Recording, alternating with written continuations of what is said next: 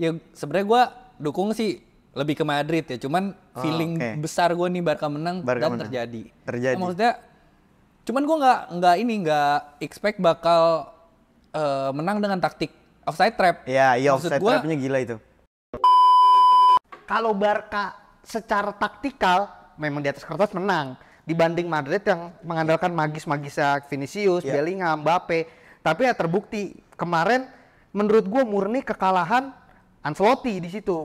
Murni duel taktikal dan Ancelotti antar pelatih ya. Antar pelatih dan Ancelotti ya menurut gue jadi jauh. ya crying baby aja kan, marah-marah ya kan, berantem apa itu kan. Setelah 2 minggu kami rehat sejedak, kali ini kami kembali lagi di obrolan bola anak rental. Ngobrol santai, bahas bola, latih kiper bandel, cek sana cek sini, tenang pisang tepis penalti, cuma di obral semua happy, ada Kiki Sawi Macan dan Dora Api, ngobrol sampai pagi juga jadi gak perlu emosi. Yang penting hahaha. Jadi udah banyak tuh yang nanya. Benar. Bang, kemana bang? Bah, pokoknya banyak lah. Kemarin kita rehat 2 minggu karena mengheningkan Cipta setelah timnas kalah dulu ya. Setelah timnas kalah. Nge-refresh dulu. Kita kayak kontemplasi ya. Kontemplasi kita. Cukup kesedihan mendalam itu. Iya. Ngerasa inilah. Kenapa kita nggak bahas juga karena ya cukup lah. Udah terlalu banyak yang bahas gitu. Udah sakit hatinya udah. Pokoknya sedih lah kemarin, makanya kita rehat dulu 2 minggu. Kayak mental tuh nggak nyaman jadinya. Tapi anyway, sekarang kita sudah balik lagi. Kita akan membahas lagi sepak bola dari berbagai sisi kanan, sisi kiri, dan lain sebagainya. Jangan lupa, kita patut berterima kasih karena sudah 2.100 followers di TikTok ya. 2000. Boleh tuh pindah ke YouTube semua. Iya, ayo pindah ke YouTube, brengsek pindah ke YouTube. Masih kecil jangan brengsek. Masih kecil semua itu. Gue kalau merhatiin yang pakai tahun gue ya, bocil ada yang habis mandi sini masih basah, rambutnya masih basah. Di brengsek. Lewat FYP cobain menang, lanjut scroll. Pertama. Iya. Aku 4.500 total golnya demi Allah. Ada demi Allahnya aja. Ada, gue inget banget yang suka pertama tuh Kals. KALZZ. Oh itu penonton setia tuh. Iya, dia banyak banget pertama di Bakri TikTok. juga, Bakri sampai nge-DM IG Bakri. Emang iya? Iya Bakri, gue bales-balesin tuh DM-nya di IG. Si Bakri bagus Bakri. Respect siapapun rekan-rekan semua pokoknya yang mengikuti kita Kalau ada respect. kalian nggak ada views 2 juta tuh. Iya. 2 juta ya di TikTok ya? Kaget tuh gua. 2 juta men. 2 juta. 2, sekian lah. Iya. Itu berkat, Keren. iyalah berkat bocil-bocil FOMO brengsek kayak kalian itu. Jadi terima kasih banyak. Oke. Sekarang kita bahas apa dulu nih? Ada banyak yang seru. El Clasico dulu El lah. Clasico dulu. Kok boleh. Oke. El Clasico ini sebelum dimulai kemarin ya, sebelum dimulai El Clasico, kita perkenalan dulu. Oh iya benar. Sebelum dimulai El Clasico, perkenalkan, nama saya Berdimo, saya host yang memimpin jalannya acara kesayangan kalian semua. Depan gua ada siapa? Siapa dulu nih? Gue dulu. Ya boleh. Boleh lu dulu. Gua Rafinha. Rafinha. Itu dia. Gua Nando 444. Apa tuh? 4 gol 4-0 kalah 4-0. Pokoknya 4-0. 0-4 bukan 4-0. Iya 0-4. Ini gue tunggu-tunggu banget Ki sebenarnya ini karena gimana Madrid ini kan kita akuin lah sampah banget permainannya, cuma kita nggak pernah punya salah kan. Iya anjing. Lawan El Clasico menang, champion juara apa Bener, juara bla bla bla, akhirnya kemarin sama Dortmund comeback ya kan. Akhirnya kecelek juga. ketika ada sesuatu yang overpower, semesta akan menstabilkan. Iya, di reset sama semesta ya. Lagi-lagi sepak bola menang ya. Maksudnya telak anjing. Telak ini udah. Dihukumnya parah ini. Kalah dari segala sisi ini udah. Semesta itu bernama Hansi Flick dong. Hansi Flick. Hansi Flick ya. Tapi gue penasaran karena kan sebelum El Clasico dimulai ini vibes-nya ini udah beda dari El Clasico beberapa tahun ke belakang lah setelah era Pep Mourinho.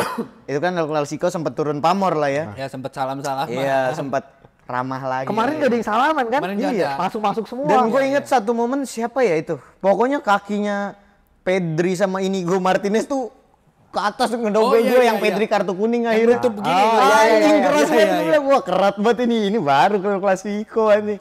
Gua termasuk di media sosial ya, pembicaraan itu kan udah wah seru nih El Clasico, Madridnya bisa dibilang lagi menguasai sepak bola dunia, Barcelonanya juga lagi naik banget nih gitu. Sebelum satu peluit ditiup, lu memprediksinya gimana, Vi? Sebelum apa nih peluit pertama ditiup? Gue dari awal tuh udah punya feeling Barca nih bakal menang. Main bagus. Soalnya gue nonton lawan Munchen juga. Iya. Ini kayak dia benar-benar manfaatin sisi lebar lapangan, benar-benar apa ya, si Hansi Flick ini nemu aja gitu celahnya. Maksud gua ya itu pinter banget kan ngelawan tim besar kayak Munchen, udah bisa dibilang ngacak-ngacak juga. Terus ya sebenarnya gua dukung sih lebih ke Madrid ya, cuman feeling besar gua nih Barca menang dan terjadi. Maksudnya cuman gua nggak expect bakal menang dengan taktik offside trap. Iya, offside trapnya gila itu. Itu pinter banget sih. Si Hansi Flick nih tahu kan depannya Madrid tuh kenceng-kenceng banget. Ini Mbappe kayak udah kelemahannya satu doang offside trap dan itu kena mulu Mbappe. Selalu kena 8 kali offside. 35 menit coba 7 offside. Ya astaga. Ini pemain bola atau pemain minsok anjing gue bilang. Terbiasa tanpa wasit. Iya, tanpa pengadil di pinggir lapangan. Gue udah expect Barca bakal. Gue udah memprediksi. Outstanding lah ya Barca ya. Outstanding. Soalnya emang bener-bener lagi naik banget dan gue suka banget gaya permainan Hansi Flick tuh. Mewah banget. Dan dia selalu nemu celahnya di setiap pertandingan tuh. Dia lawan Munchen pun pakai offside trap dan 4 kali Munchen kena itu kan. Sebelumnya lagi dia lawan gue lupa itu pakai offside trap juga. 8 kali lawannya kena dan memang ini dilatih gitu. Makanya maksud gue kayak nih ini cetan gue sama ada kawan gue. Penontonnya Kong nih, dia nanya nih. Media dia.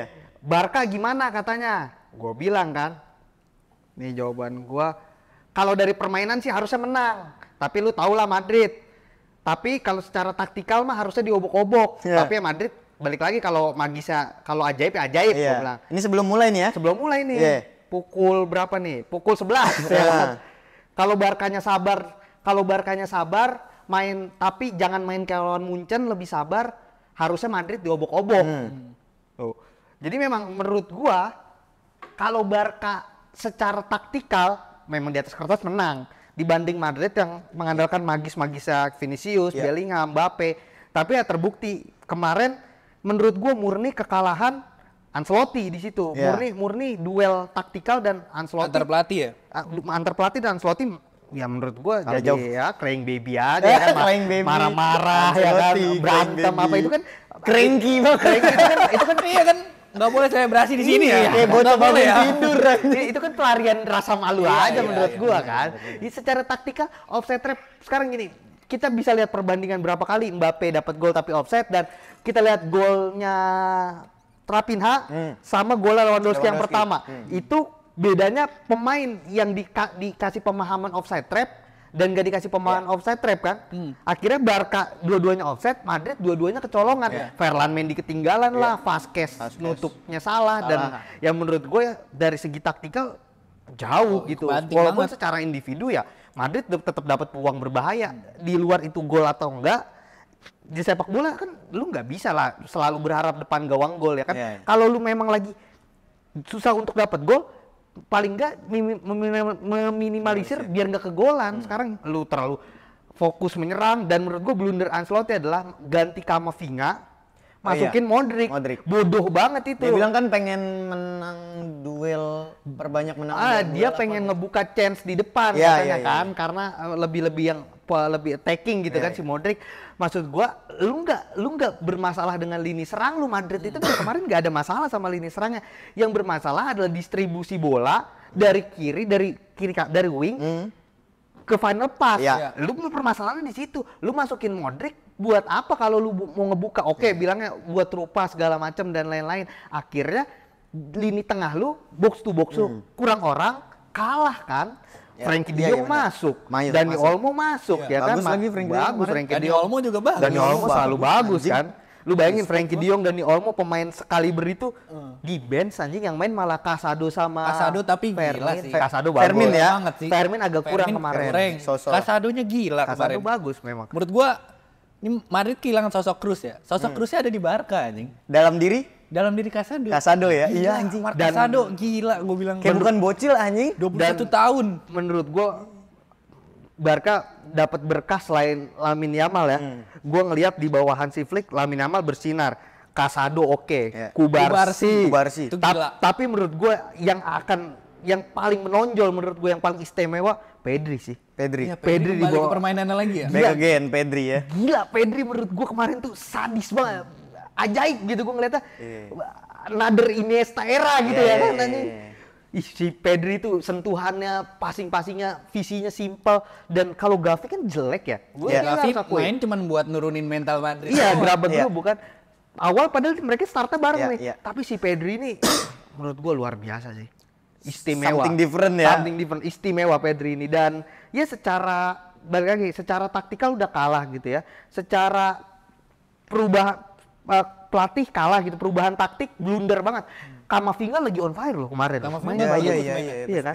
Maksud gua kenapa nggak lu tarik Bellingham sih? Bellingham first touch-nya beberapa kali jelek banget. Nggak kelihatan sama sekali. Kontrol bola jelek. Kenapa nggak lu tarik Mbappe? Takut banget. Gak berani, nama besar. Iya kan, kalau perlu wingback si Vasquez sama Ferland Mendy, Kamavinga aja lo jadiin back kiri ya kan. Bener, masukin Ibrahim. Ya maksud gua kombinasinya banyak. Kenapa lu harus template ganti orang ke orang ya. Iya, posisi sama, cuma penyegaran gitu loh, enggak dibanding Hansi Flick yang dengan offside trap, Lamin free roll ya kan, terus Rapinha di mana-mana, kanan kiri terus. Rapinha juga prospek di bawah Hansi Flick. Gila, kayak orang kesetanan Rapinha. Dari yang disebut flop loh tahun lalu, tiba-tiba jadi jago banget. Hampir dijual, bener. Iya bener sih, jadinya nggak aneh kalau ngelihat akhirnya Ancelotti di reset sama semesta ya. Karena kelakuannya sendiri sih. Tapi apa Vi yang bikin Ancelotti kalah menurut di pertandingan kemarin? Ya itu tadi yang dibilang Nando, keputusan pergantian pemain. Maksud gua kita sebagai penonton nih kan bisa ngelihat Mbappe nih, pemain sekelas Mbappe tuh punya hari sial juga gitu. Mental dia tuh udah bener-bener turun dari babak pertama juga. Udah nggak ada tuh dia mau nyetak gol lagi tuh. Babak kedua dia dapat peluang offside, akhirnya dia golin. Dapat peluang onside malah gagal. Udah PD-nya udah hilang gitu. Yang harus diganti tuh Mbappe. Menurut gua rotasi terbaik tuh Mbappe. Bellingham hilang semua. Bellingham first touch-nya beberapa kali hilang. Kenapa baru mainin Brahim di menit berapa tuh? 7-8. Iya. Maksud gua lu ketinggalan 2-0 lebih cepet gitu loh. Perubahan taktiknya lebih taktis. Lebih harusnya lebih cepet reaksinya ya. Gua tahu sih yang di pikiran Ancelotti itu ya mereka bisa, orang-orang kayak Mbappe, Vini, Bellingham tuh orang-orang yang bisa memperbalikan keadaan di menit akhir pasti gitu. mikirnya. Makanya masih mau ngandelin keajaiban. Itu loh, Madrid itu keajaiban. terlalu berharap sama magis-magis pemainnya. Ntar keajaiban gak setiap akhirnya saat ditampar taktik kan sama Hansi Flick. Sementara Ancelotti bilang lu nggak perlu keajaiban buat menang gitu loh, kata bagi Hansi Flick ya menang itu diusahakan bukan lu mengandalkan 1-2 pemain gitu loh. Entah itu yang main si A, si B, si C, siapapun selama taktiknya berjalan, menurut gua Barcelona akan tetap menang. Ya big respect buat Kubarsi juga kan, 17 tahun ngantongin Mbappe. Dan lini belakang, kalau lu perhatiin lini belakang yang ngelit offside trap itu bukan si Inigo loh. Iya, si Kubarsi yang naik semua, dia turun kepalanya semua. Dari dia, kodenya dari dia. 21 tahun gitu loh. 17 tahun ya. Kubarsi tuh Casado 21. Casado yang 21 ya.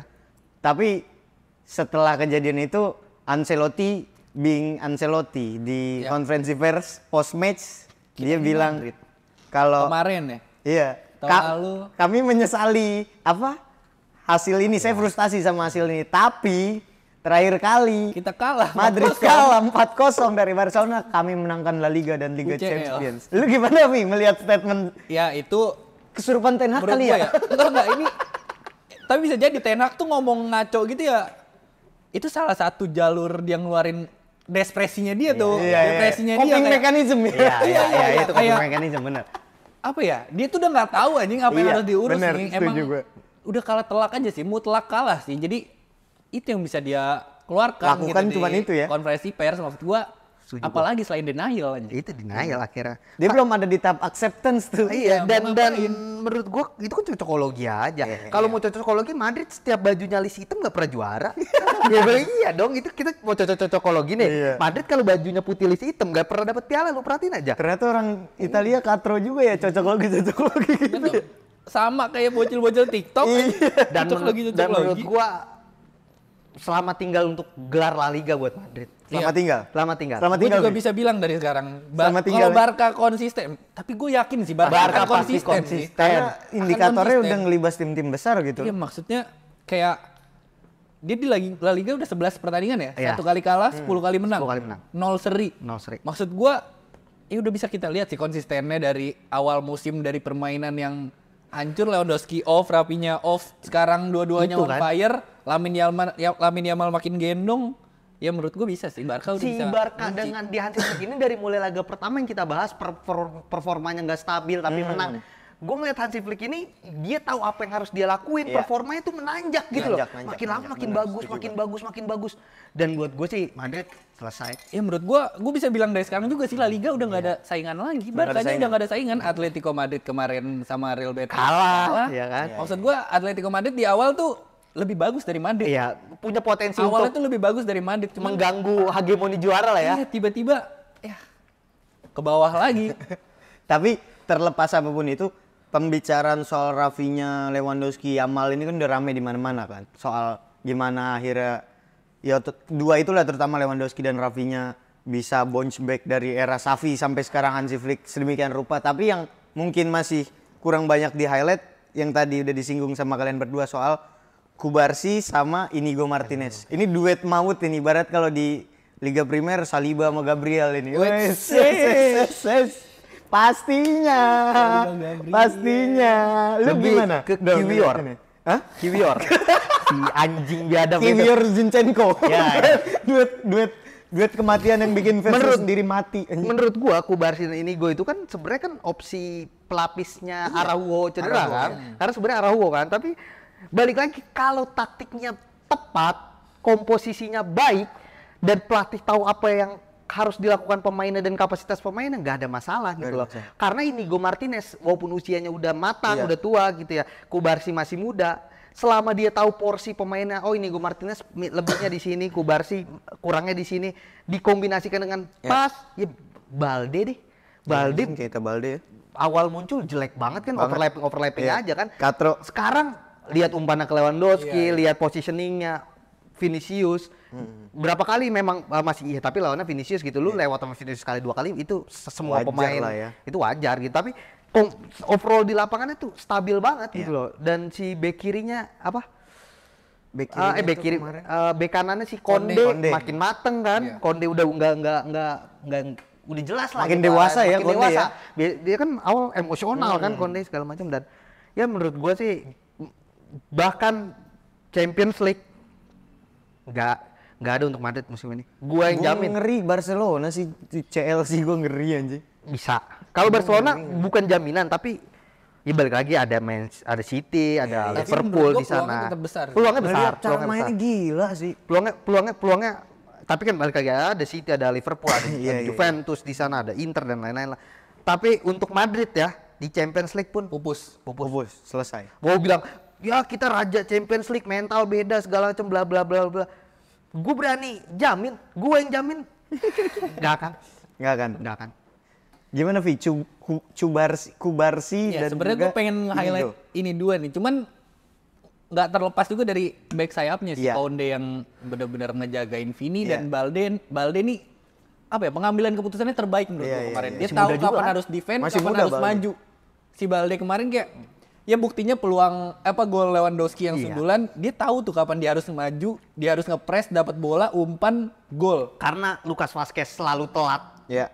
mundur, selalu ketinggalan. Nalurinya masih naluri winger tuh. Harusnya tuh dia tahu dia nggak punya kecepatan secepat Balde. Iya gitu, umurnya juga udah nggak muda dan Iya, akhirnya banyak cover Bellingham di kanan lah. Iya. Bellingham itu posisinya kalau nggak nomor 10, gelandang kiri kan. Kita tahu lah Bellingham itu sering beroperasi di kiri pun musim lalu kan. Ini dipaksa Ancelotti di kanan gitu loh, gantiin perannya Rodrigo. kenapa nggak lu taruh Valverde yang di kanan? Valverde kan beberapa musim lalu kan Kereta. di wing kanan kan, Bellingham jadi box to box. Kenapa harus maksain Bellingham nyerang sih? Valverde nih gue lihat kemarin terlalu dipaksa buat jadi sosok Toni Kroos. Iya. Iya benar. Kayak Juga. nggak bisa. Gaya mainnya beda banget. Potensinya jadi nggak keluar.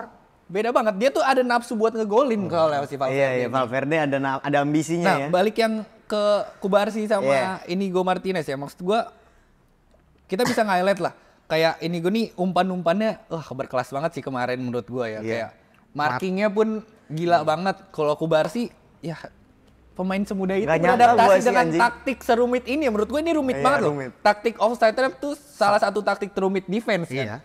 Dan dia ngelakuinnya dengan bagus gitu, dengan baik. Dan dia juga yang memimpin. Maksud gue bukan sembarangan back 17 tahun. Potensial gitu ya. Potensial dan banget. polesan Hansi Flick sih pasti. Hansi Flick itu ya. Karena gue ngerti juga kenapa Hansi Flick nyaman dengan offside trap. Pertama untuk speed Kubarsi mungkin masih ngejar ya. Tapi Inigo udah nggak punya speed, masalah speed, makanya dia pakai offside trap itu kan sebuah solusi gimana caranya offside trap-nya harus kompak.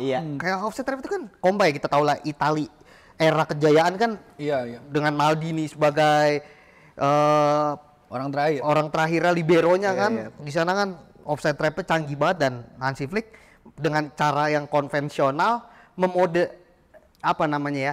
mungkin membuat sesuatu merecycle tapi dengan bungkusan yang lebih futuristik gitu gaya bermainnya. Lebih menarik lah. Jadi ya menurut gue sih secara taktik Ancelotti ya cloud aja. Gue football IQ Mbappe di bawah Inzaghi. Kemarin. Bener-bener di bawah Inzaghi ini. Di bawah Chicharito ini. Di bawah Chicharito. Gila. Dia parah emang Mbappe. Dia masih punya nafsu untuk berlari sih. Salahnya tuh itu tuh. Nggak bisa nahan emosional dia pasti tuh. Dan gini loh, maksud gue banget itu debut El Clasico-nya. Rumus dasar ya, ketika lawan pakai offside trap, hal pertama yang harus lu lakukan adalah bukan lu lari dari belakang atau bukan lu lari sejajar, tapi lu harus check in check out kan. Melebar baru lari. Mundur, maju lagi. Ini Mbappe udah sejajar. Dia nahan. Iya, males dia. Itu kelihatan banget sih tapi males dia. Dia nggak mau mundur gua. Kelihatan superstar banget ya situ. Mbappe Vinicius tuh nggak pernah ke lini lini pertama pertahanan tuh nggak pernah. Itu jadi isu tersendiri sih buat Mbappe. Kalau dia mau tetap menasbihkan diri sebagai salah satu yang terbaik di dunia, itu PR-nya Madrid sekarang. Masalah PR Ancelotti tuh. Masalahnya lininya Vinicius adalah Lamin. Sementara Ferland Mendy diobok-obok dong, ya kan? Otomatis Vinicius harus turun. Kalau di Inggris kita bisa lihat lah gimana Martinelli bantu back kiri, gimana Luis Diaz turun sampai garis belakang ya kan? Itu kan harus selalu support kan? Sebenarnya Vinicius ya jalan aja. Tapi gue lihat pertandingan kemarin beda banget disiplinnya sama Liga Inggris. Sayap turun. Iya.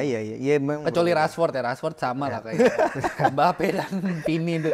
Oke, apapun itu pokoknya hasil sudah ditulis, sejarah sudah nih jadi sejarah nih berarti. Ini kiamat kecil buat Madrid. Kiamat kecil ini. Kita Real Madrid kok, kita pasti bounce back. Kata Valverde sih gitu ya.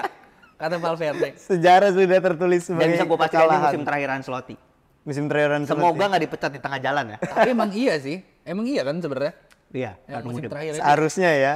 Cuma kalau juara sih bisa diperpanjang ya kayak yang udah-udah. Cuma kayaknya sih enggak. Tahun lagi palingan diperpanjang. Ya apapun itu pokoknya hasil sudah ditulis dan Madrid udah nggak bisa ngelak lagi. Ancelotti harus berpikir ulang memodernisasi taktiknya atau ya udah mati ketinggalan zaman. Sayang gitu loh dengan potensi pemain yang dia punya. Ya. Coba deh Erick Thohir itu kayak Casaldo keturunan Indonesia ya? Ada ya? Nggak ada ya? Oh nggak ada. Kubarsi yang Indonesia. Oh Kubarsi yang Indonesia. Saudara nama Jordi Amat. Oke, kalau gitu kita bertemu lagi di Obral episode selanjutnya ya. Nanti kita bahas-bahas lagi soal sepak bola. Sampai jumpa di Obral episode selanjutnya. Obrolan bola anak rental.